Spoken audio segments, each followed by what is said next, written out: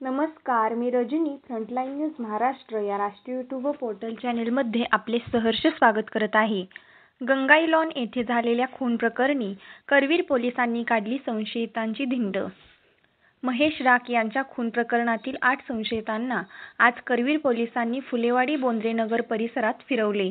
यावेळी त्यांची धिंड पाहण्यासाठी रिंग रोडवरील वाहनधारक आणि नागरिक अशा बघ्यांची मोठ्या प्रमाणात गर्दी झाली होती.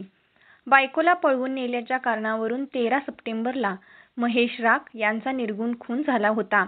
या प्रकरणी करवीर पोलिसांनी आदित्य गवळी, धीरज शर्मा, ऋषभ साळोखे, मयूर कांबळे, पियुष पाटील, सद्दाम कुंडले यांच्यासह 8 जणांना अटक केली असून अधिक तपास सुरू असून आज करवीरचे पोलीस निरीक्षक किशोर शिंदे, सहाय्यक पोलीस निरीक्षक बाबासाहेब सरवदे यांच्यासह अंमलदार विजय तळसकर, सुभाष सरवडेकर, सुजित दावणे, रणजित पाटील, प्रकाश कांबळे यांच्यासह गृहरक्षक दलाच्या कर्मचाऱ्यांनी काल फुलेवाडी बोंद्रेनगर रिंग रोडवर खुनातील सर्व संशयितांची धिंड काढली.